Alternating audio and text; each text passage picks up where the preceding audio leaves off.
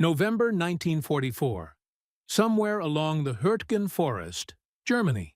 The machine gun had been firing for 11 minutes straight, not in bursts. Not tactically. The MG-42 crew knew they owned this tree line. Every third tracer round cut through the fog like a red thread stitching the earth to the sky.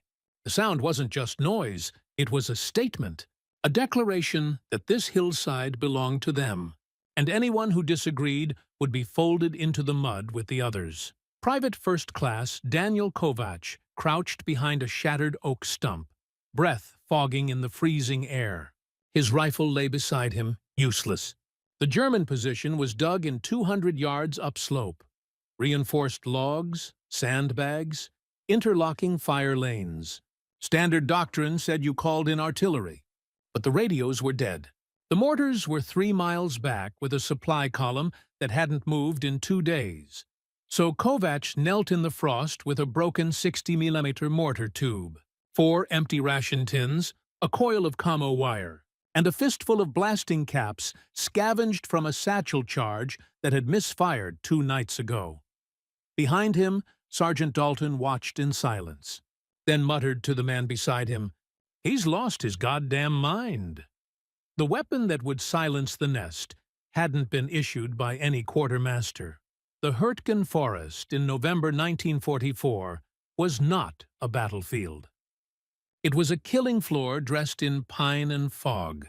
By the time Kovac's unit, 2nd Battalion, 28th Infantry Division, pushed into the German border woodlands, the forest had already consumed 3 American divisions. Not defeated them, consumed them. Men walked in as companies and came out as squads. Entire platoons vanished into the timber, swallowed by artillery tree bursts, machine gun ambushes, and mines buried under frozen leaves that crunched louder than footsteps.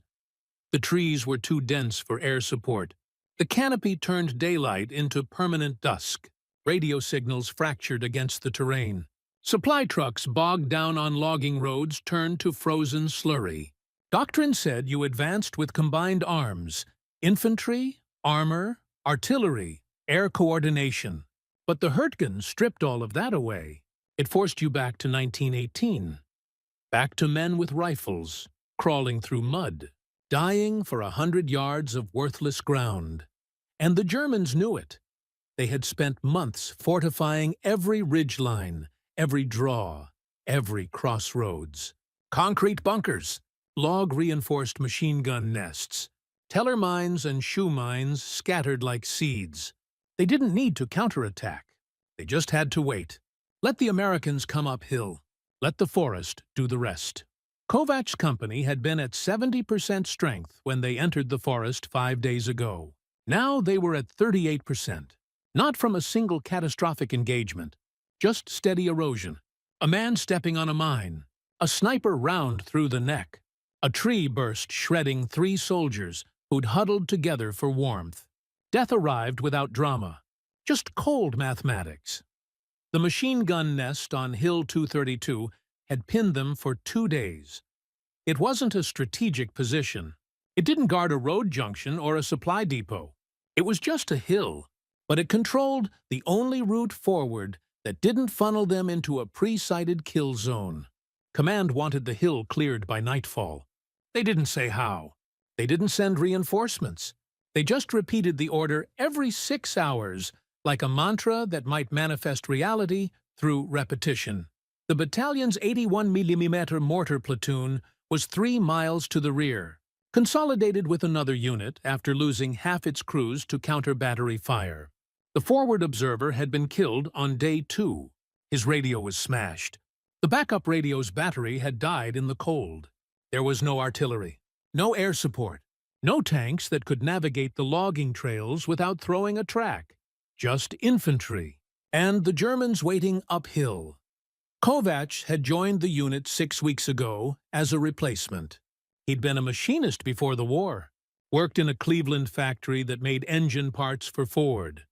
He understood tolerances, pressures, improvisation when a lathe broke down mid-shift. The other men didn't know this. They just knew he was quiet, competent, and hadn't gotten anyone killed yet. When the mortar tube arrived, dragged forward by a supply runner who'd somehow survived the gauntlet, it came without a base plate. The runner said it had been blown off by a near miss. The sight was cracked.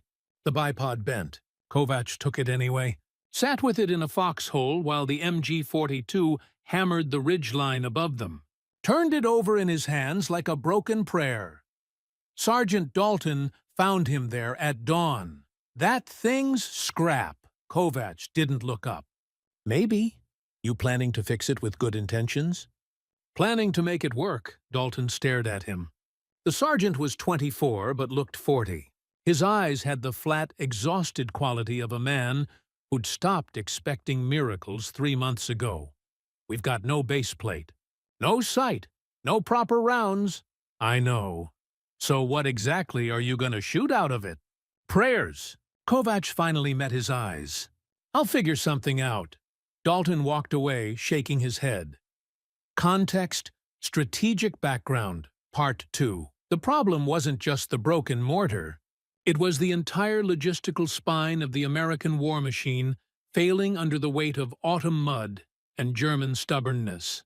By November 1944, the U.S. Army was fighting on a supply line stretched from Normandy to the German border. Over 400 miles of shattered French roads, blown bridges and rail lines the retreating Wehrmacht had methodically destroyed. Every gallon of fuel, every crate of ammunition, every replacement boot had to be trucked forward, through a transportation network held together with spit and desperation. The famous Red Ball Express, the convoy system that had kept Patton's tanks moving in August, was hemorrhaging trucks faster than depots could replace them. Drivers pushed vehicles until axles snapped. Tires wore bald, engines seized. The quartermasters performed miracles daily, but miracles have limits, and the Hurtgen ate supplies like a furnace.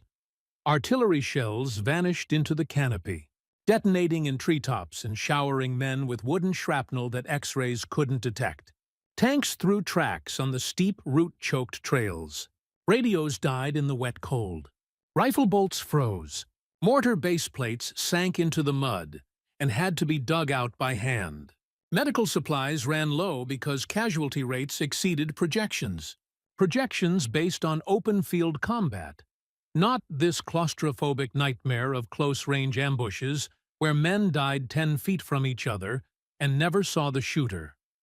For Kovacs's battalion, resupply came every 72 hours if the weather cooperated, if the trucks didn't get lost, if the road wasn't mined. The last delivery had brought ammunition, rations, and mail. No mortar rounds, no replacement base plates, no radio batteries. When Kovacs asked the supply sergeant about 60mm shells, the man laughed, a sound like gravel scraping metal. Son, I got 3 companies screaming for bandages, 2 platoons out of rifle ammo, and a colonel who wants me to conjure up a tank battalion from thin air. You want mortar rounds? Go ask the Germans. They got plenty. So Kovacs stopped asking. He sat in his foxhole and studied the problem like an engine that wouldn't turn over. You identified the failure point. You found a workaround. You used what you had, what he had, a mortar tube with no base plate, no sight, and no ammunition. What he needed, a way to loft explosives 200 yards uphill into a fortified position. The physics were simple. Angle, propellant, projectile mass. He'd watched mortar crews work before.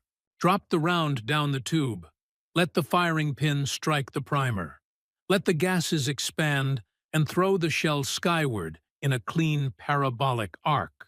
Textbook ballistics, but without a base plate, the tube had nothing to brace against. The recoil would drive it backward into the mud, or worse, into his chest. Without a sight, he was guessing elevation by eyeball. And without proper rounds, he had nothing to shoot, except he did. The supply crates came packed in metal tins. Ration cans, solid steel, cylindrical, open at one end. They fit inside the mortar tube with maybe an 1/8-inch clearance. And scattered around the company's positions were the remnants of a satchel charge that had failed to detonate 3 nights ago. Blasting caps, Prima cord, a brick of composition C2 that nobody wanted to handle because it had been frozen, thawed and frozen again. Kovac gathered them quietly.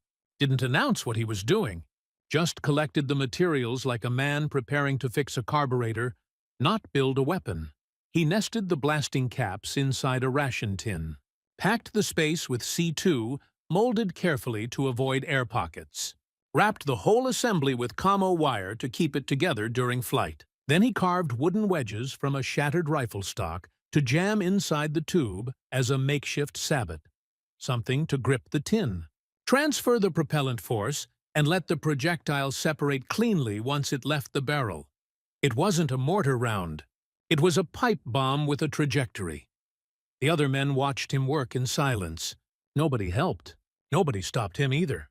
There was a tacit understanding that Kovac had crossed into territory beyond standard procedure, and whatever happened next would either vindicate him or kill him. And either way, they'd rather not be complicit. Private Lemieux, a replacement from Boston, finally spoke up. "That thing's gonna blow your hands off." Kovac didn't look up. "Maybe. You even know how much propellant to use? I'll figure it out." Jesus Christ. Lemieux turned to Sergeant Dalton. "Sarge, you're really gonna let him do this?" Dalton stared at the ridge line. The MG-42 was silent now, but everyone knew it was still there. Waiting, watching, daring them to move. "You got a better idea?" Dalton said quietly. Lemieux opened his mouth, closed it, looked at Kovac kneeling in the mud with his Frankenstein mortar, and said nothing. Kovac hadn't slept more than 90 minutes at a time in 4 days. Not because of discipline. Not because of watch rotations. Because every time he closed his eyes, the forest replayed the same loop. The sound of Corporal Hendricks stepping on a shoe mine and screaming for 11 seconds before his lungs collapsed. The wet thump of a tree burst dropping Private Oakes into the mud with his spine shattered. The smell of gangrene from a man 3 foxholes over who'd taken shrapnel in the thigh and couldn't be evacuated because the aid station was pinned down just like everyone else. Sleep became a liability. A place where memory ambushed you harder than the Germans. So he worked instead. Kept his hands busy. Kept his mind on angles, measurements, the small solvable problems that didn't involve wondering whether the next step would detonate the ground beneath your boot. The other men coped differently. Lemieux chain-smoked cigarettes that he rationed like sacraments, 1 every 4 hours, timed precisely, because once they were gone, there wouldn't be more. Dalton wrote letters he never sent, filling pages with neat handwriting that said nothing about where he was or what he'd seen, just bland observations about weather and missing home. Another private, whose name Kovac had never learned, sat in his foxhole and whispered the rosary in Polish until his lips cracked and bled from the cold. Fear was a constant, but it wasn't the sharp adrenaline fear of combat. It was duller, heavier. The fear of attrition, of being slowly deleted from the world by impersonal mathematics, probability and trajectory, and the cold fact that no matter how careful you were, the forest had more ways to kill you than you had ways to survive it. Kovac understood machines. He understood that parts wore out, tolerances degraded. Systems failed not from single catastrophic errors, but from accumulated stress over time.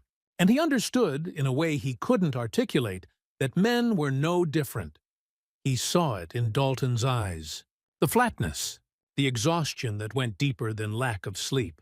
The sergeant still gave orders, still kept the men organized, but something essential had been ground down. Not courage, something older.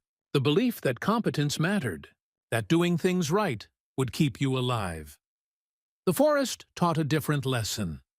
Competence bought you nothing. The best rifleman in the company had died first, shot through the forehead by a sniper he never saw. The most cautious man, the one who triple-checked every step, had triggered a mine anyway, Because the Germans had started daisy-chaining them with pressure releases that detonated when you lifted your foot, not when you set it down. Survival was random. Effort was irrelevant, except Kovacs couldn't accept that. Wouldn't. Because if survival was random, then there was no point to the mortar tube in his hands. No point to the careful measurements, the jerry-rigged base plate he was building from sandbags and a scavenged ammo crate. No point to any of it. So he worked. Because working was the only prayer he had left. Angle 2. Mechanical engineering reality. The physics of what Kovacs was attempting should have been impossible. A standard 60mm mortar round weighed just over 3 pounds and contained a precisely measured propellant charge, designed to generate consistent muzzle velocity. The base plate absorbed recoil and kept the tube stable. The sight allowed for elevation adjustments calculated to the degree. Everything was engineered for repeatability. Fire 10 rounds at the same settings, get 10 rounds in the same target area. What Kovacs had built was none of that. His projectile, the ration tin packed with C2 and blasting caps, weighed maybe 2 pounds, unevenly distributed, with a center of gravity that shifted depending on how the explosive settled. The propellant charge was a guess. Too little, and the round would arc weakly and land short. Too much, and the tube would rupture, or the tin would disintegrate mid-flight and scatter shrapnel in every direction, including his. The base plate was 4 sandbags stacked and lashed together with the bottom of an ammunition crate wedged underneath. It would absorb some recoil. Maybe. Or it would collapse sideways and send the tube tumbling. No way to know until he fired it. Elevation was calculated by eye. Kovacs had watched mortar crews work, knew that a 45-degree angle gave you maximum range, knew that steeper meant shorter distance, shallower meant flatter trajectory. He jammed the tube into the sandbag assembly at what felt like 50 degrees, then adjusted it slightly lower. The German position was uphill. He needed to compensate for gravity, for the climbing arc. But the real problem was the tube itself. Without a proper base plate, the tube would try to walk backward with each shot. Infantry mortars were designed to be braced against the ground, the recoil absorbed through mass and friction. Kovacs had neither. His base plate weighed maybe 30 pounds. The recoil force from a standard mortar round was over 2,000 pounds of instantaneous pressure. The numbers didn't work, so he changed the numbers. He reduced the propellant charge. Instead of a full increment bag, he tore it open and removed half the powder. Less propellant meant less recoil, but also less range. He'd have to compensate with a steeper angle, which meant a higher arc, which meant less accuracy. He was trading precision for survival, building a weapon that might work once, maybe twice, before the whole assembly shook itself apart. And even if it worked, even if the round flew true and landed on target, there was no guarantee the improvised explosive would detonate on impact. Blasting caps weren't fuses. They required a shock to trigger. If the tin hit soft ground, it might bury itself and do nothing. If it hit at the wrong angle, the caps might fail. Kovacs knew all of this, understood the odds, and kept working anyway, because the alternative was waiting. Waiting for resupply that wasn't coming. Waiting for orders that would send them uphill into the machine gun's teeth. Waiting to die like Hendricks, like Oakes, like the others whose names were already fading from memory. He tightened the commo wire around the tin, checked the wedges inside the tube, ran his thumb along the mortar's scarred metal surface, feeling for cracks, weak points, anything that might fail under pressure. The weapon was a prayer built from scrap and desperation, but it was still a weapon. No. 3. Leadership Doctrine Sergeant. Dalton had been trained to fight by the manual. Fort Benning, 1943. 12 weeks of instruction that hammered doctrine into your skull until it became reflex. Infantry advances with fire support. You don't assault a fortified position without artillery prep. You don't improvise weapons in the field because improvisation gets men killed. You follow the chain of command. You trust the system. The Hurtgen had shattered all of that. Dalton still gave orders, still maintained discipline, but inside, where the other men couldn't see, he was drowning. The manual had no chapter for this. No section on what to do when your radios are dead. Your mortars are gone. Your supply line is a joke. And Division keeps sending orders as if you still had a functional company instead of 38 exhausted men clinging to frozen mud. When Kovac started building his contraption, Dalton's first instinct was to stop him, confiscate the materials, cite regulations about unauthorized modification of ordnance, remind him that field-expedient explosives violated about 6 different articles of military law. But he didn't, because Dalton had run out of alternatives 3 days ago. He'd requested artillery support, denied. Asked for air reconnaissance, denied. Requested permission to bypass Hill 232 and find another route, denied. Battalion wanted the hill. Didn't matter that it was a tactical dead end. Didn't matter that taking it would cost half his remaining men. Orders were orders. So Dalton made a choice that would have gotten him court-martialed in peacetime.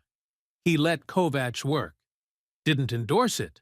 Didn't help. Just allowed it to happen. Plausible deniability wrapped in exhaustion.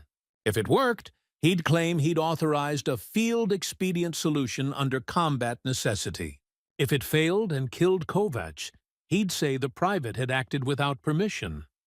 Leadership in the Hurtgen had become the art of managed catastrophe. You didn't make good decisions. You made the least bad decision available and prayed it wouldn't cost more lives than it saved. Dalton watched Kovac kneel in the mud, adjusting the tube's angle with the care of a watchmaker, and felt something he hadn't felt in months. Hope. Not the loud, confident hope of August when they'd thought the war might be over by Christmas. Something quieter, darker. The hope of a drowning man who sees a piece of driftwood and knows it probably won't save him, but grabs it anyway. Because what else is there to do? Think it'll work? Lemieux asked quietly. Dalton kept his eyes on the ridgeline. No idea. You gonna stop him? You volunteering to walk up that hill instead? Lemieux, shut up. Angle 4, enemy perspective Obergefreiter Klaus Weber had been manning the MG-42 nest on Hill 232 for 6 days. He was 20 years old. Drafted in 1943.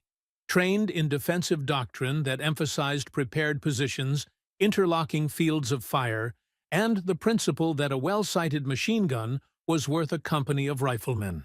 His instructors had been right. The Americans kept trying to advance, and the MG-42 kept cutting them down. Weber didn't feel anything about it anymore. Not pride, not guilt, just the mechanical rhythm of combat. Watch the tree line, identify movement, traverse the gun, squeeze the trigger, watch the tracers stitch the fog. Reload. Repeat. The gun itself was a masterpiece, 1,200 rounds per minute, so fast the sound blurred into a single tearing scream. The Americans called it Hitler's buzzsaw. Weber just called it his best friend. It didn't freeze, didn't jam, didn't question orders. Feed it belts and keep the barrel cool, and it would run forever. His position was textbook, reinforced with logs and sandbags, cut into the slope so the gun fired slightly downhill. Maximum field of view, minimum exposure, ammunition stored in waterproof cans, spare barrels wrapped in canvas, escape route mapped to a secondary position 20 meters back.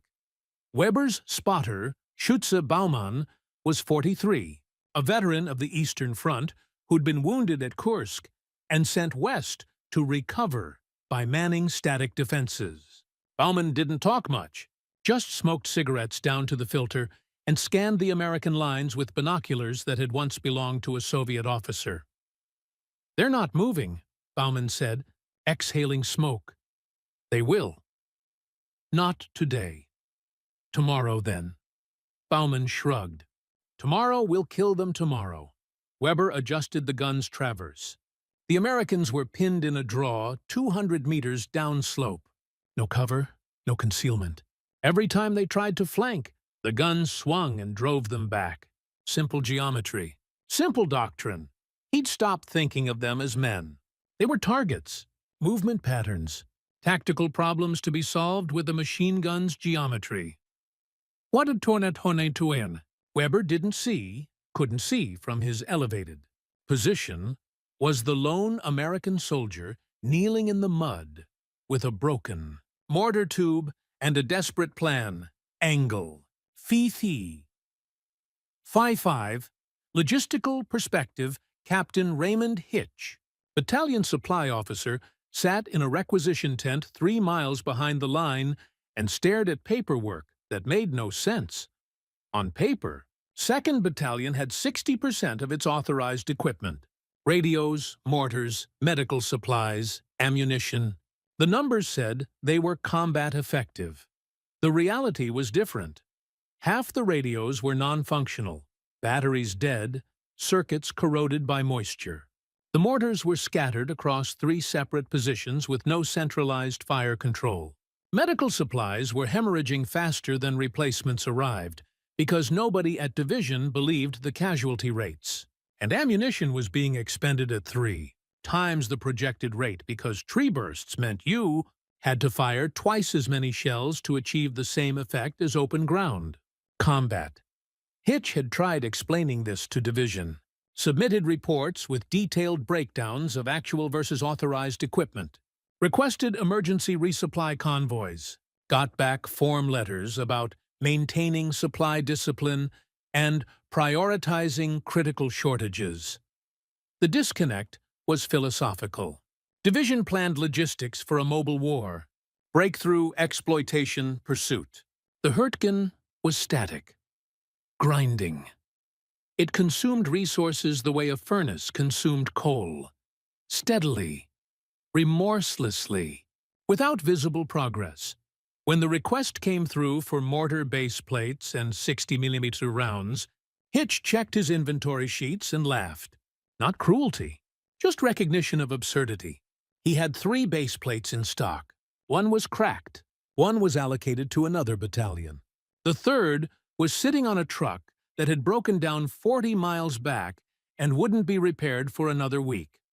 So he stamped the request pending and filed it with the others, knowing it wouldn't matter, knowing the men on the line would find another way, or die trying. That was the real lesson of the Hurtgen.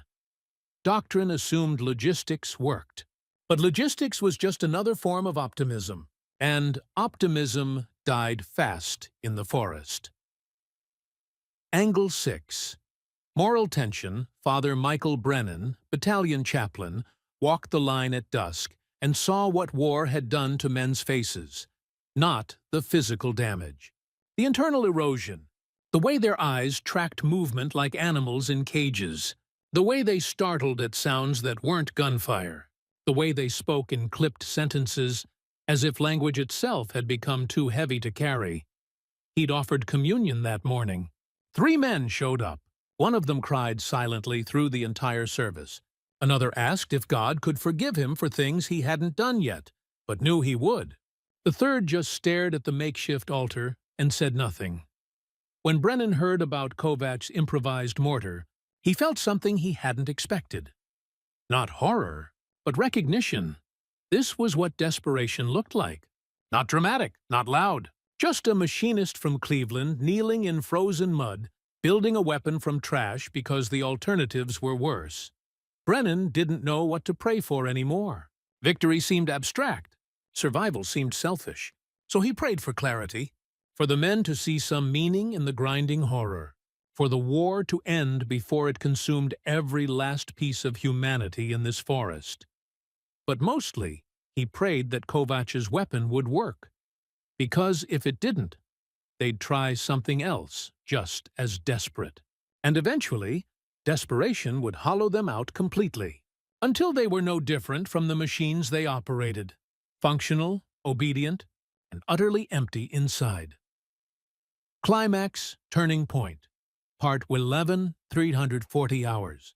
November 18th, 1944, Kovacs positioned the mortar tube at 48 degrees, wedged into the sandbag assembly like a broken limb set in a makeshift splint. The fog had thinned slightly, not enough to give the German gunners a clear view downslope, but enough that Kovacs could see the dark line of their position, the shadow of reinforced logs, the disturbed earth where they'd dug in. 220 yards, maybe 230. Hard to judge distance through fog and uphill terrain. Behind him, 8 men had gathered, not helping, just watching, the way soldiers watched anything that broke the monotony of waiting to die. Lemieux was closest, cigarette dead between his lips. Dalton stood further back, arms crossed, face unreadable. Private Ostrowski, the Polish kid who prayed constantly, had his rosary wrapped around his fist so tight his knuckles were white. Nobody spoke. Kovacs lifted the improvised round, the ration tin wrapped in commo wire, packed with C2 and blasting caps, and felt its weight. 2 pounds, maybe less. The primer charge was taped to the base, a salvaged firing cap from a rifle grenade that he'd carefully pressed into a hole drilled through the tin's bottom with a bayonet tip. His hands were shaking, not from fear, from cold. His fingers were numb, clumsy. He flexed them twice, blew on them, tried to restore sensation. Dropping the round now would kill everyone in a 15-foot radius. He looked up at the ridgeline. The MG-42 nest was silent, waiting. They knew the Americans were down here, knew they were pinned, probably thought they'd broken them psychologically, that the men in the draw would sit and rot until command pulled them back or sent them forward to die. Kovacs thought about Hendricks, the way his leg had come off at the knee when the mine went up, the 11 seconds of screaming that had felt like 11 hours. He thought about the supply sergeant's laugh, the way division kept sending orders like everything was fine, like they had mortars and radios and artillery support and weren't just meat being fed into a forest that didn't care. He thought about his father's machine shop in Cleveland, the smell of cutting oil, the sound of lathes spinning, the way his father had taught him that every problem was just a puzzle, and every puzzle had a solution if you were patient enough to find it. He lowered the round into the tube. It stuck halfway. His heart stopped. The wooden wedges, the makeshift sabot he'd carved to grip the tin and transfer the propellant force, had swollen in the moisture. The tin wouldn't drop. It just hung there, lodged in the tube, 12 inches from the firing pin. Behind him, someone exhaled slowly, a sound like a prayer dying. Kovacs grabbed the tube with both hands and tilted it vertical, shook it gently. The round shifted an inch. Stuck again!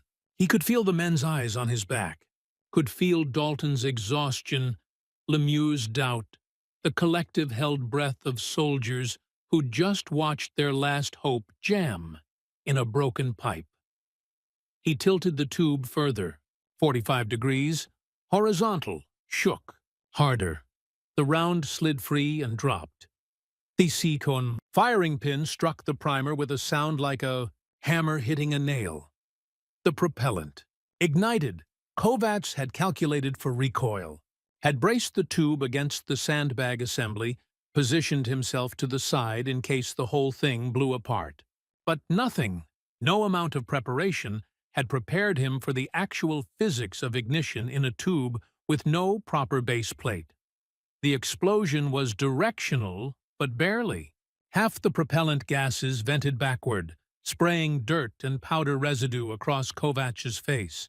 The tube bucked like a living thing, ripping free from the sandbags and slamming into the mud 3 feet to the left.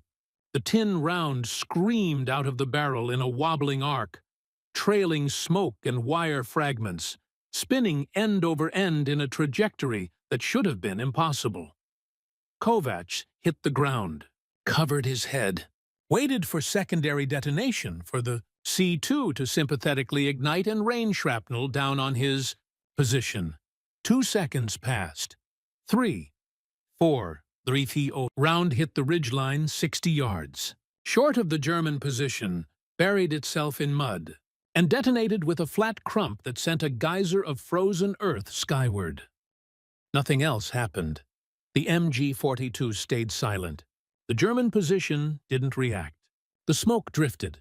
The forest absorbed the sound like it absorbed everything else. Men, machines, hope. Lemieux laughed. A single sharp bark. 60 yards short. Brilliant. Kovac pushed himself upright. His ears were ringing. His face was bleeding from powder burns. The mortar tube lay in the mud like a corpse. The sandbag assembly had collapsed completely. He should have stopped. Should have accepted that the physics didn't work. That improvisation had limits. That some problems couldn't be solved with scrap metal and desperation. Instead, he crawled forward and picked up the tube. "You're gonna kill yourself," Dalton said quietly. Kovac didn't answer. He rebuilt the sandbag base, added 2 more bags, lashed them tighter with wire scavenged from a field telephone, adjusted the tube angle, steeper now, 55 degrees, compensating for the short impact. Checked the interior for cracks. Found a hairline fracture near the base, but no structural failure. The second round was already prepared, identical to the first. Same weight, same propellant charge, same improvised fusing. "You're adjusting blind," Lemieux said. "You don't know if you're overcorrecting." "I know it was 60 yards short. That's not how mortars work. You need multiple shots to bracket the target. You need—" "I don't have multiple shots," Kovac said flatly. "I've got 3 more rounds, maybe 4 before the tube splits. So I'm not bracketing. I'm calculating." He loaded the second round. This time, he braced his shoulder against the sandbag assembly, used his body weight to pin it down, angled himself so the blowback would vent away from his face. Dropped the round. The firing pin struck. The world compressed into noise and pressure. The tube held, barely. The sandbags absorbed. Most of the recoil, but the whole assembly slid. Backward 18 inches, gouging a trench in the mud. Kovac's shoulder felt like it had been hit with a sledgehammer. The round arced upward. Higher this time, cleaner, spinning less, tracking straighter. It passed directly over the German position and detonated in the trees 40 yards beyond. Still a miss, but closer. Kovac's vision was blurred. His shoulder was either dislocated or broken. Hard to tell through the adrenaline. He could taste blood. Didn't know if it was from his nose or his gums or somewhere internal. Dalton was talking, but the words were underwater. Kovac couldn't hear him. Couldn't hear anything except the ringing in his skull and the sound of his own breathing, ragged and harsh. He reached for the third round. Climax. Turning point. Part 21347. Hours. The third round sat in Kovac's hands like a question he didn't know how to answer. Short by 60 yards. Long by 40. The pattern was there. Somewhere between the 2 trajectories was the kill zone. But without a proper sight, without ballistic tables, without anything except instinct and half-remembered physics, he was firing into darkness and hoping geometry would save him. His shoulder was useless. He couldn't brace the tube anymore. Couldn't use his body weight to stabilize the assembly. The sandbags had compacted from the recoil, compressed into something harder but less forgiving. One more shot and the whole thing would probably blow apart. Dalton was beside him now, kneeling in the mud. "Kovac! Look at me!" Kovac looked. His eyes wouldn't focus properly. Concussion, probably. The blowback from the second shot had rattled his brain inside his skull. "You need to stop," Dalton said quietly. "That tube's gonna rupture. You're gonna lose your hands. Or your face. Or both. I'm close. Close doesn't matter if you're dead." It was short, then long. "I split the difference. I've got the range." "That's not how it works. I know how it works." Kovac's voice was raw, stripped. I know the tube's cracked. I know the propellant's inconsistent. I know I'm guessing, but I also know that if we don't take out that gun, you're gonna order us to assault that hill tomorrow. And half of us won't come back. Maybe more. Dalton's jaw tightened, because Kovacs was right. Battalion had already sent the order. Dawn assault, straight uphill. No artillery prep, no smoke cover. Just men with rifles trying to close 200 yards of open ground while an MG-42 cut them apart. You got a better idea? Kovacs asked. Dalton didn't answer. Kovacs adjusted the tube, lowered it 3 degrees. Not halfway between the first and second shots, he was compensating for the climbing trajectory, the uphill angle, the way gravity would pull the round down faster in the terminal phase. It was educated guesswork dressed as mathematics, a prayer wearing the clothes of engineering. He loaded the 3rd round and braced the tube with his good arm. Lemieux was praying now, not words. Just a low, continuous murmur that sounded like static. Kovacs dropped the round. The tube fired and split. The fracture opened along the hairline crack, venting gases sideways in a bright orange jet that seared the air 6 inches from Kovacs's face. The round still launched, most of the propellant energy still vectored upward, but the structural integrity was gone. The tube bent slightly, warped by the pressure, and the sandbag assembly disintegrated completely. Kovacs was thrown backward, landed hard on his spine, couldn't breathe, couldn't see through the smoke and his own watering eyes. The round climbed, arsed, fell, hit the German position 3 feet to the left of the main firing, slit. The C-2 detonated on impact. The blasting caps triggered sympathetically. 2 pounds of high explosive compressed into a steel can, hit reinforced logs at terminal velocity, and converted kinetic energy into overpressure in a fraction of a second. The explosion wasn't large, not like artillery, not like a satchel charge, but it was focused, directional. The ration tin fragmented into shrapnel that punched through the gaps in the sandbag wall. The concussive wave funneled into the narrow firing slit, like water through a burst pipe. Inside the nest, Obergefreiter Weber had just reached for a fresh ammunition belt. The overpressure hit him like a truck. His eardrums ruptured, his lungs compressed.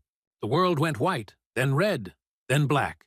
He was thrown against the back wall of the nest, the MG-42's receiver slamming into his ribs and cracking 3 of them. Baumann, the spotter, took shrapnel through the neck and shoulder. Not fatal wounds, but catastrophic for combat effectiveness. He collapsed, choking on his own blood, hands clawing at his throat. The gun itself wasn't destroyed, but the ammunition belt had been severed by shrapnel, the spare barrels scattered, the firing mechanism jammed with debris, and more importantly, the men operating it were no longer functional. The MG-42 went silent, not gradually, not with a final defiant burst, just stopped. The sudden absence of sound was louder than the explosion had been. Kovacs lay on his back in the mud, staring at the sky.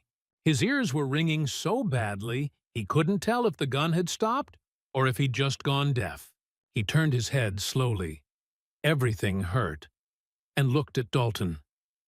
Dalton was staring at the ridgeline, mouth open, not speaking. Lemieux had stopped praying mid-word. Ostrowski was crying silently, rosary still wrapped around his fist. 10 seconds passed. 20. The machine gun didn't resume firing. "Jesus Christ," Lemieux whispered. "Jesus Christ, he did it." Dalton pushed himself to his feet, moved like a man in a dream, walked forward slowly, rifle raised, eyes locked on the German position, waiting for the gun to wake up, waiting for the burst that would cut him down and prove this was all a hallucination, a dying fantasy, a cruel joke the forest was playing. The gun stayed silent. "Cease fire. Hold position." Dalton said automatically. Then louder, "Weapons tight? Nobody moves until we confirm." He scanned the ridge line through his rifle sights. No movement. No return fire. The German position sat like a broken tooth in the hillside. Smoke drifting from the impact point, sandbags collapsed inward. The distinctive silhouette of the MG-42's barrel canted at the wrong angle. Kovacs sat up slowly. His shoulder was definitely dislocated. His face was covered in powder burns and blood. His hands were shaking so badly he couldn't make a fist. The mortar tube lay in 2 pieces. Completely unsalvageable, he'd fired 3 rounds, missed twice, hit once, and silenced the gun that had pinned an entire company for 2 days. Dalton looked back at him. The sergeant's face was unreadable. Not anger. Not gratitude. Something else. Recognition, maybe? Or just exhaustion so deep it had hollowed out everything except the mechanical process of breathing and existing. "Can you walk?" Dalton asked. Kovacs nodded. "Good, because we're taking that hill. Right now, before they reinforce." He turned to the rest of the men. His voice was flat, professional, drained of everything except function. "Fix bayonets. We go on my mark. Ostrovsky, Lemieux, you're with me. Kovacs, you stay here. You've done enough." But Kovacs was already standing, already checking his rifle with his one good arm, already moving forward because stopping now would mean thinking about what he'd just done, and thinking would make it impossible to keep moving. The men formed up, 38 soldiers who'd been waiting to die for 2 days. Dalton raised his hand. "Move out." They climbed. The hill was silent. The machine gun stayed dead. Nothing else happened. The MG-42 stayed silent. The German position didn't react. The smoke drifted. The forest absorbed the sound like it absorbed everything else. Men, machines, hope. Lemieux laughed. A single sharp bark. 60 yards short. Brilliant. Kovacs pushed himself upright. His ears were ringing. His face was bleeding from powder burns. The mortar tube lay in the mud like a corpse. The sandbag assembly had collapsed completely. He should have stopped. Should have accepted that the physics didn't work. That improvisation had limits. That some problems couldn't be solved with scrap metal and desperation. Instead, he crawled forward and picked up the tube. "You're gonna kill yourself," Dalton said quietly. Kovacs didn't answer. He rebuilt the sandbag base, added 2 more bags, lashed them tighter with wire scavenged from a field telephone, adjusted the tube angle, steeper now, 55 degrees, compensating for the short impact. Checked the interior for cracks. Found a hairline fracture near the base, but no structural failure. The second round was already prepared, identical to the first. Same weight, same propellant charge, same improvised fusing. "You're adjusting blind," Lemieux said. "You don't know if you're overcorrecting." "I know it was 60 yards short. That's not how mortars work. You need multiple shots to bracket the target. You need—" "I don't have multiple shots," Kovacs said flatly.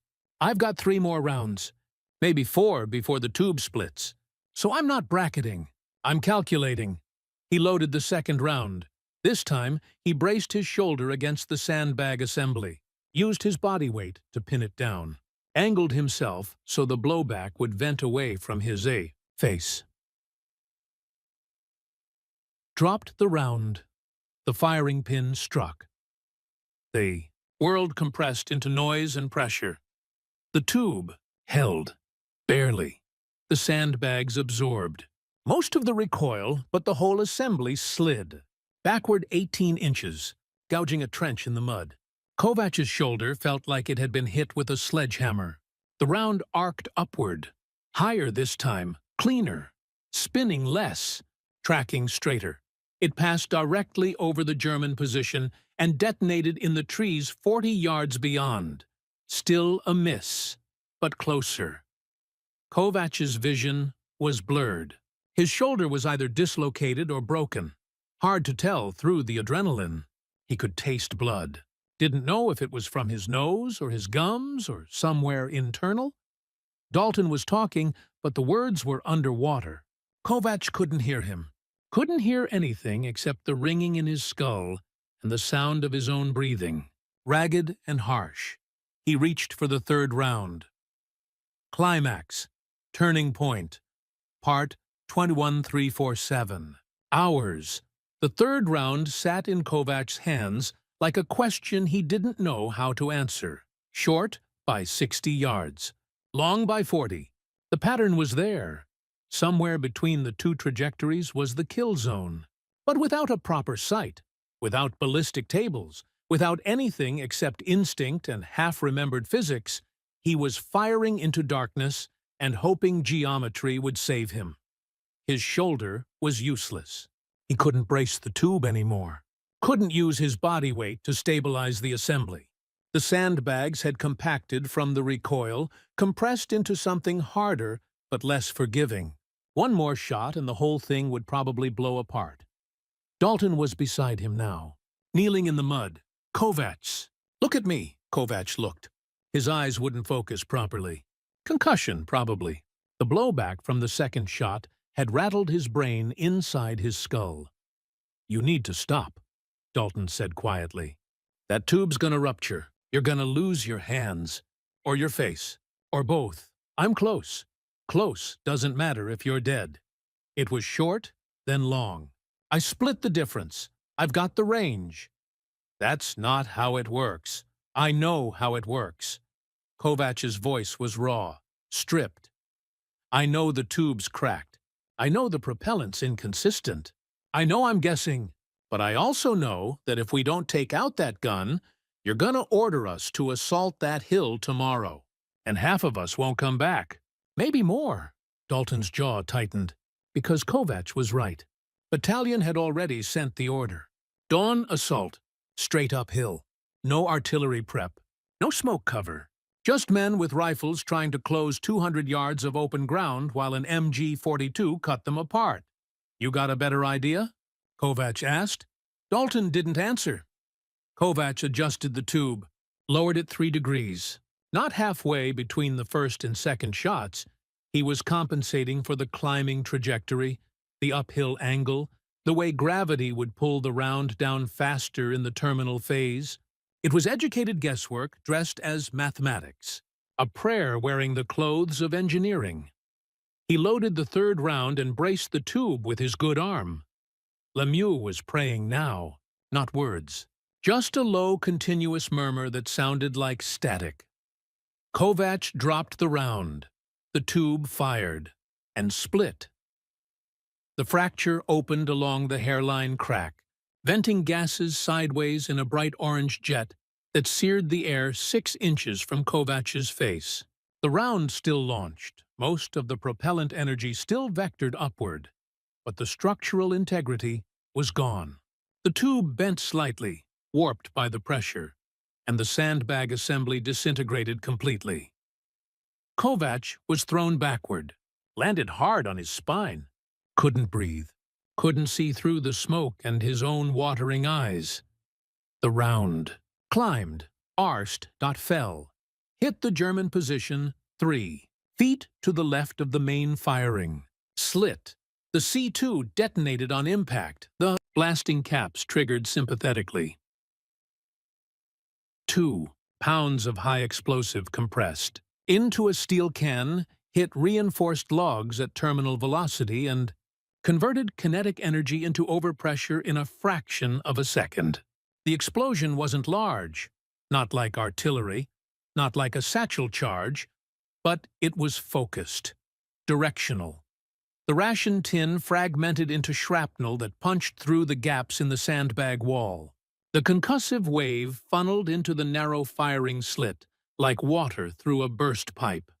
Inside the nest, Obergefreiter Weber had just reached for a fresh ammunition belt. The overpressure hit him like a truck. His eardrums ruptured, his lungs compressed. The world went white, then red, then black.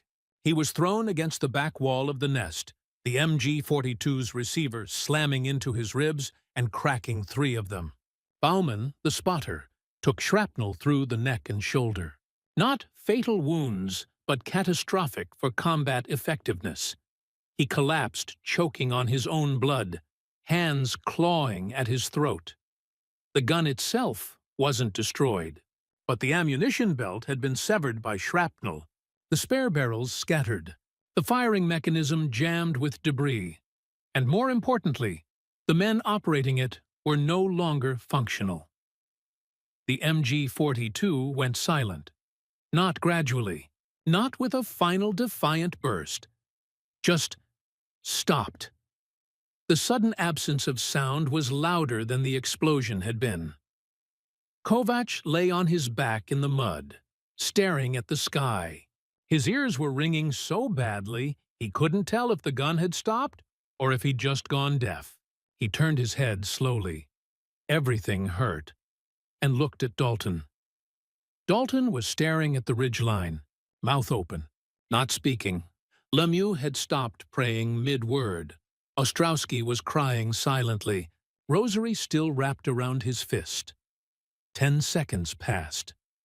20. The machine gun didn't resume firing. "Jesus Christ," Lemieux whispered.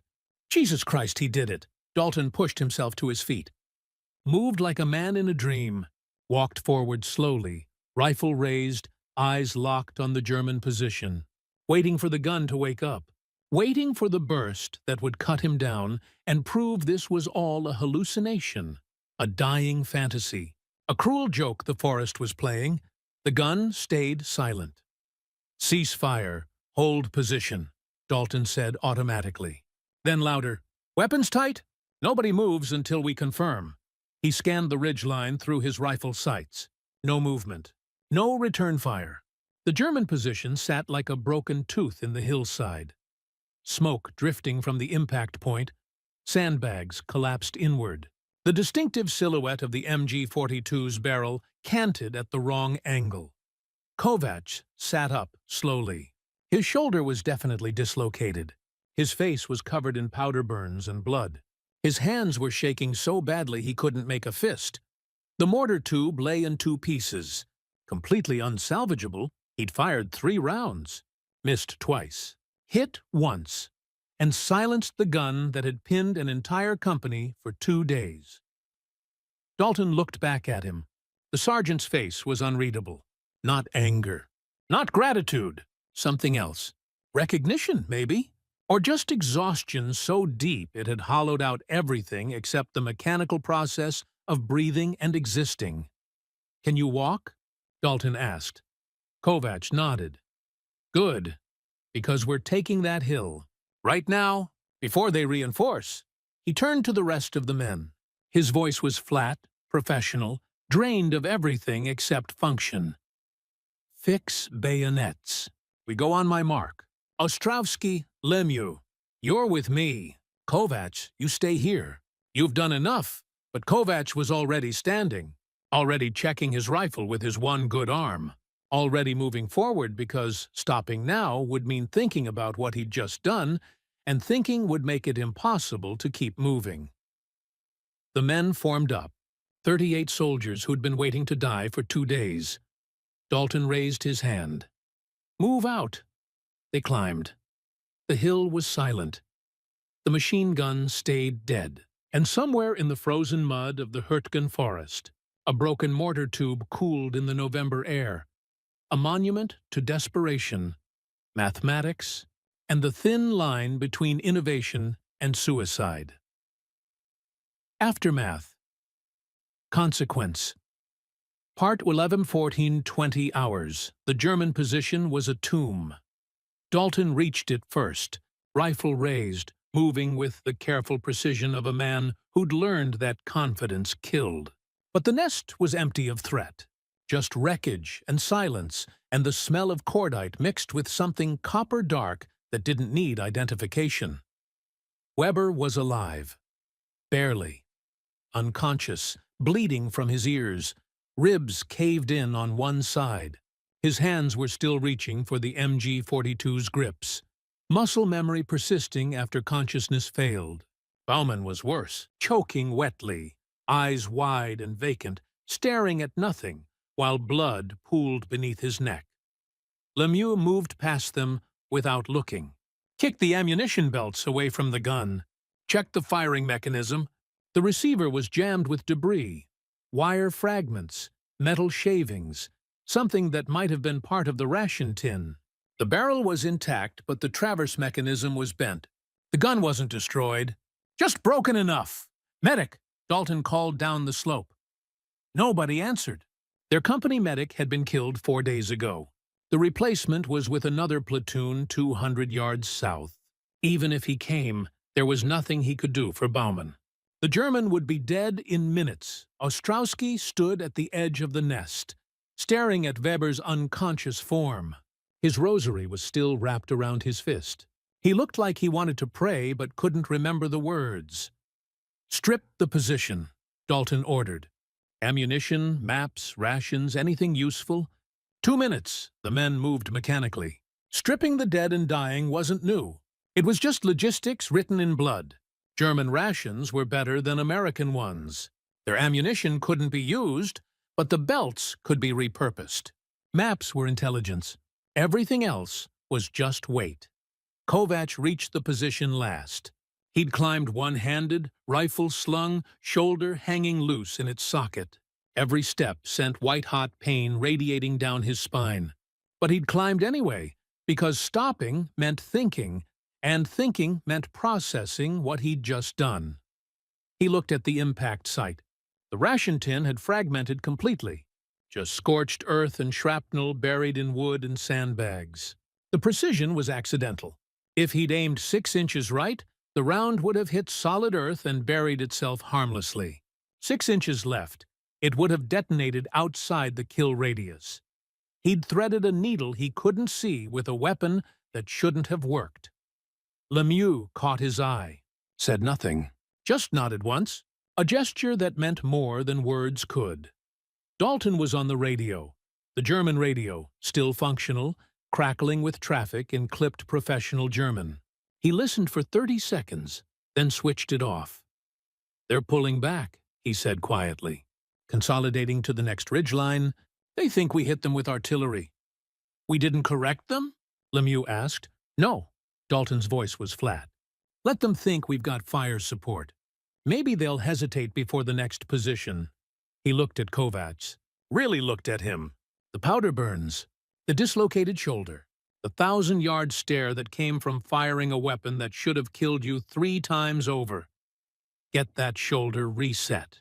We're holding this position until battalion sends relief." "When's that?" "Tomorrow, maybe." Kovacs nodded, sat down heavily on a shattered log. His hands were still shaking. He tried to stop them. Couldn't. The adrenaline was wearing off, and underneath was just exhaustion, and pain, and the delayed realization that he'd built a bomb in his hands and fired it at human beings and succeeded. "Father." Brennan appeared 20 minutes later, climbed the hill slowly, breath fogging in the cold. He looked at the German position, at Baumann's body, lifeless now, eyes still open, at Weber unconscious and broken, at the American soldiers methodically looting the position like scavengers picking through a carcass. He knelt beside Weber, checked for a pulse, found one, called for a litter team to carry him down the hill to the battalion aid station. Not mercy, just procedure. Prisoners had intelligence value. Then Brennan walked to Kovacs. "You need that shoulder treated." "I know. I can reset it." "Done it before." Kovacs nodded. The chaplain gripped his arm with surprising strength, braced his foot against Kovacs's ribs, pulled hard and fast. The joint popped back into socket with a sound like a branch snapping. Kovacs went gray, didn't scream, just breathed through his teeth until the white-hot pain faded to something merely excruciating. "You did good work today," Brennan said quietly. Kovacs looked at him. "I killed a man. Maybe 2. You saved 38. Does that math work? Does it balance?" Brennan was silent for a long moment. "I don't know. I used to think I did. Now I just know that you did what needed doing. Whether that's righteousness or just survival, I'll let God sort that out." He stood, looked at the German position one more time. at the improvised explosives impact site, at the broken MG-42 lying in the mud like a dead snake. "You built that weapon from ration tins and desperation," Brennan said. "That shouldn't have worked." "I know. But it did." "Yeah. Think about that. When the war's over, think about what that means, that a machinist from Cleveland can build miracles from trash when the system fails. I don't know if that's hopeful or terrifying." Kovac didn't answer. He was staring at his hands, at the powder burns, at the small cuts from handling the improvised rounds, at the way his fingers wouldn't stop trembling. Brennan left him there. 5th outer hours. Battalion sent a runner. Not relief, just a runner with new orders. Hold the position overnight. Continue advance at dawn. Next objective, Hill 289, 800 yards northeast. Intelligence reports another machine gun nest. Another fortified position. Another ridge that didn't matter tactically, but mattered on some map in some headquarters where men who'd never seen the Hurtgen moved pins across paper and called it strategy. Dalton read the orders twice, folded them carefully, put them in his pocket. "We're not moving tonight," he told the men. "Dig in, 50% watch. Get some sleep if you can." Nobody argued. Sleep sounded like fantasy, but you pretended anyway. Went through the motions. Scraped shallow fighting positions into frozen earth. Ate cold rations. Checked weapons. Whispered to each other in the dark about nothing important. Because talking about anything real would break something you couldn't afford to lose. Kovac sat in the captured German position and stared at the broken mortar tube lying 60 yards downslope. It looked smaller from here, less significant. Just a piece of scrap metal that had briefly held together long enough to matter. Lemieux sat down beside him, offered a cigarette. Kovac took it even though he didn't smoke. They sat in silence watching the fog roll back in, erasing the forest, turning the world back into the claustrophobic nightmare they'd been living in for days. "You think they'll put you in for a medal?" Lemieux asked. "No. Why not?" "Because what I did was technically unauthorized modification of ordnance. Field-expedient explosives without approval. If it hadn't worked, they'd have court-martialed me. But it did work." "Yeah. So they'll pretend it was standard procedure. Doctrine-approved improvisation under combat necessity. They'll write it up clean. Leave out the parts where I almost killed myself 3 times. Lemieux laughed quietly. "That's the army for you. Success gets laundered into doctrine. Failure gets buried with the dead." They smoked in silence. Downslope, someone was crying. Quiet, controlled sobs that carried through the dark. Nobody commented. Crying was as common as breathing now. "You just pretended not to hear it." "Think we'll take Hill 289? Lemieux asked. "I don't know.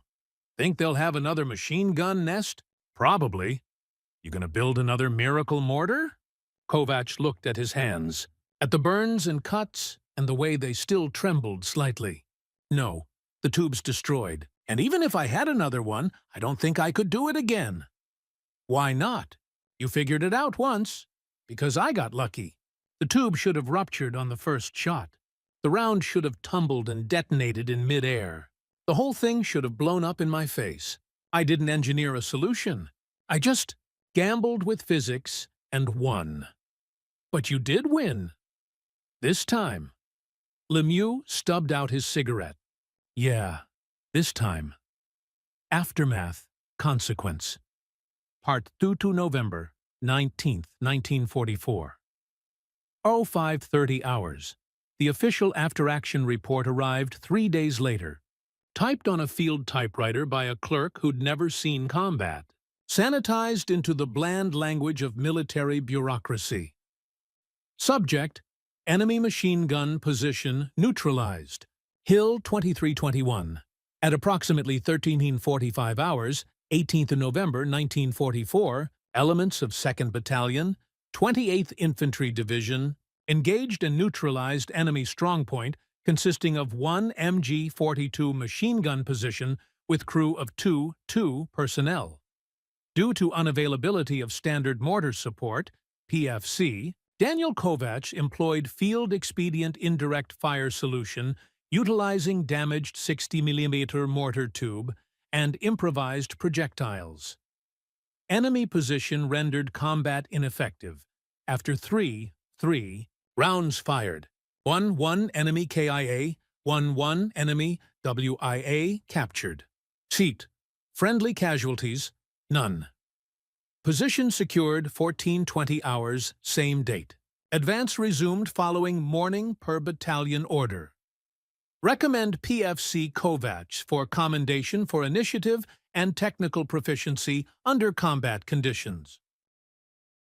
The report mentioned nothing about the shaking hands, the dislocated shoulder, the mortar tube that split apart and nearly killed him, the desperation that made building a pipe bomb seem like reasonable tactics, the way his ears bled for 2 days afterward, the nightmares where the round fell short and the MG-42 kept firing and his company died because his mathematics were wrong.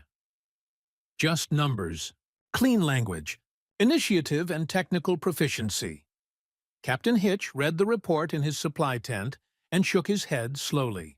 He knew what field expedient meant, knew what improvised projectiles translated to in reality, knew that somewhere in the gap between employed and neutralized was a story that would never make it into the official record. He filed the report, added a notation to Kovacs' service jacket, then went back to calculating how many mortar rounds he didn't have for men who needed them. November 22, 1944, the German after-action report was different. Gefechtsbericht. Verlust der Stellung. Hügel 232 Weber dictated it from a field hospital bed. One lung collapsed, ribs wrapped, ears still ringing. His memory of the final moments was fragmentary. Just the sudden pressure, the world compressing. Waking up in American hands with Baumann dead beside him. The German intelligence officer taking his statement was methodical, professional, and skeptical. You're certain it was artillery? It had to be. The overpressure, the fragmentation pattern, but you didn't hear the sound of a battery firing. No whistle of incoming shells. No preparatory barrage. Weber hesitated. The fog was heavy. Sound behaved strangely. Obergefreiter. I've reviewed the American positions. They had no artillery support in that sector. No mortars. No forward observers. So what hit you? Weber closed his eyes. Tried to remember. Just the sudden violence. The impossible precision. I don't know. Maybe a rifle grenade? A satchel charge thrown from close range. From 200 meters uphill through dense fog? Then I don't know. The intelligence officer made a notation. Filed the report under uncertain enemy capabilities. Added a note that American infantry seemed to be employing previously unknown close support weapons, possibly improvised explosive devices delivered by unconventional means. The report circulated through division, then corps, then was buried under 1,000 other reports from 1,000 other engagements, where the truth was fragmentary, contradictory, and ultimately irrelevant because the position was lost and the war kept grinding forward. Weber was evacuated to a hospital in Dusseldorf, spent the rest of the war recovering from injuries that never fully healed. Years later, he would tell his grandchildren about the day an American artillery shell destroyed his position. He never knew it was a ration tin packed with C2, fired from a broken mortar tube by a machinist from Cleveland who didn't know what he was doing. November 25, 1944. Kovacs' company took Hill 289 3 days later. Cost them 11 men, 4 dead, 7 wounded. The German position was stronger, deeper, better sighted. They took it with rifle fire, grenades, and one functioning bazooka that finally arrived with a resupply convoy. No improvised mortars, no miracles. Just the standard grinding mathematics of infantry combat. Kovacs survived. Fought with one arm for a week, until the shoulder healed enough to bear weight. Didn't try to build another weapon. Didn't need to. The supply situation slowly improved as November became December. Real mortars returned. Artillery spotters arrived. The battalion got replacement radios, but Hill 232 stayed in his mind. The shaking hands, the split tube, the impossible mathematics that somehow resolved into a dead German and a silenced gun. He couldn't square it. Couldn't reconcile the fact that desperation and competence had aligned for exactly 3 shots, long enough to matter, and then vanished back into the realm of things that shouldn't work, but briefly did. Lemieux died on December 8th, stepped on a mine during a routine patrol. Kovacs heard the explosion from 200 yards away, knew immediately who it was, just knew. By the time he reached the site, there was nothing to do except help carry pieces back to the aid station. That night, sitting in a frozen foxhole, Kovacs tried to calculate the odds of building a weapon that worked, of hitting a target he couldn't properly see, of surviving the Hurtgen when better men, smarter, stronger, more careful, died for no reason except being in the wrong place at the wrong second. The numbers didn't add up. They never would. December 16, 1944, the Hurtgen Forest offensive stalled completely. The Germans launched a massive counteroffensive through the Ardennes, the Battle of the Bulge, and suddenly Hill 232 and Hill 289 and all the other nameless ridges that had cost so many lives became irrelevant. Strategic backwaters. Footnotes: Kovacs's battalion was pulled from the line and sent south to help contain the German breakthrough. They marched through snow and exhaustion, leaving the forest behind. Nobody looked back. The Hurtgen had taken everything it was going to take from them. What remained was just the walking wounded, men who'd survived physically, but left pieces of themselves buried under pine needles and frozen mud. Sergeant Dalton received a Bronze Star for leadership during the Hill 232 engagement. He accepted it without comment, put it in his pocket, and never mentioned it again. Kovacs received a commendation letter. No medal. Just a typed paragraph praising his technical innovation and initiative under adverse conditions. The letter was signed by a colonel he'd never met, filed in a jacket he'd never see, and forgotten by everyone except the clerk who typed it. He didn't care. The commendation wasn't for him anyway. It was for the army, proof that the system worked, even when it didn't. That doctrine could accommodate improvisation, that dead Germans could be converted into clean administrative language and filed away under mission success. The broken mortar tube stayed on Hill 232. Nobody retrieved it. It wasn't worth salvaging. Just scrap metal rusting slowly under the snow. A monument to nothing, witnessed by no one. Years later, a German farmer would find it while clearing his land. Wouldn't recognize what it was. Would melt it down for raw material and turn it into something useful. A fence post, maybe, or part of a plow. Converting weapons back into tools. Beating swords into plowshares like the Bible said, except backwards and without any divine orchestration, just entropy. Just time converting everything back to its constituent elements and erasing the brief moment when mathematics, desperation, and impossible luck aligned perfectly enough to silence a machine gun for exactly as long as it mattered. January 8, 1945, Father Brennan wrote about Hill 232 in his journal.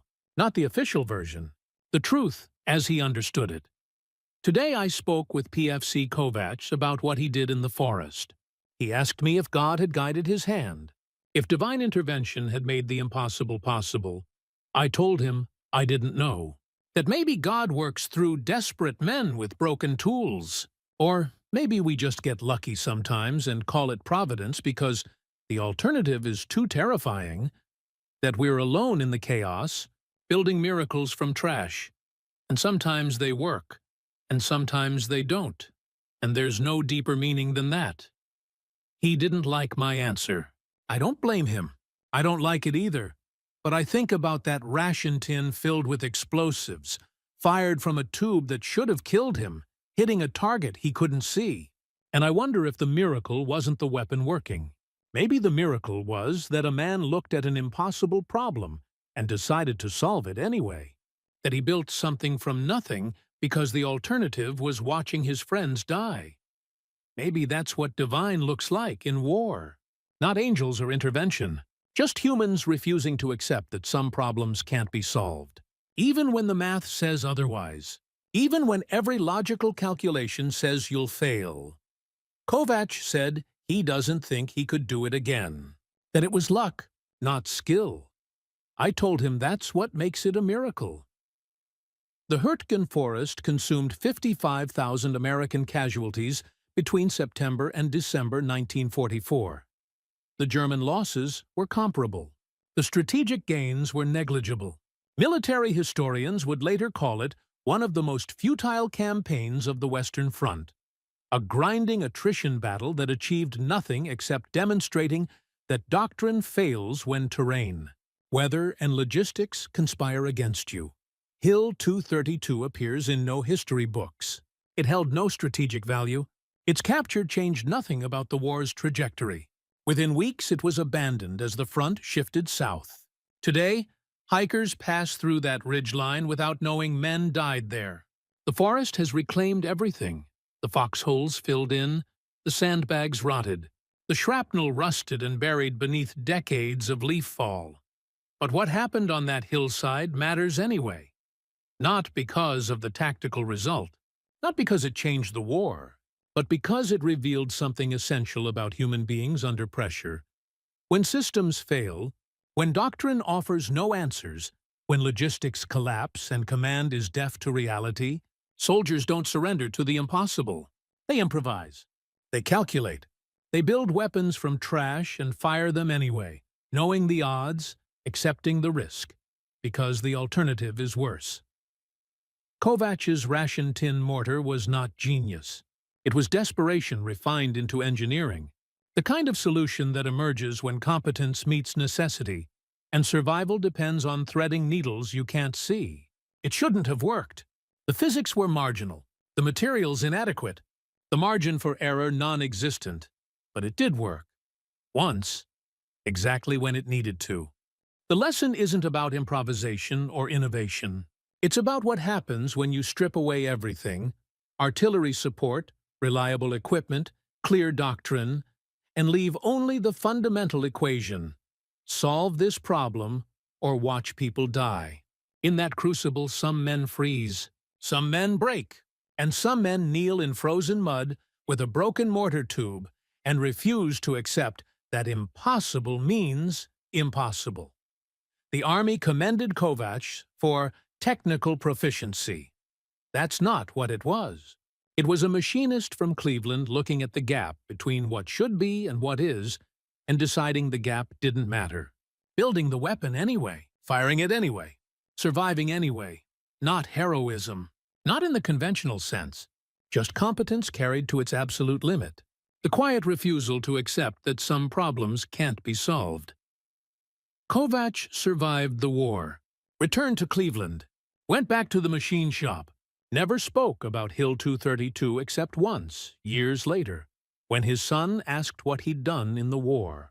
He said he'd fixed broken equipment and tried to keep people alive, which was true, technically, just incomplete. The Ration tin mortar exists now only in fragments. A 3-line mention in an after-action report. A commendation letter filed away. The memory of 8 soldiers who watched a weapon that shouldn't exist silence a machine gun that wouldn't die. And perhaps that's enough. Not every miracle needs monuments. Not every act of desperate innovation needs to be remembered by history. Some things matter precisely because they're small.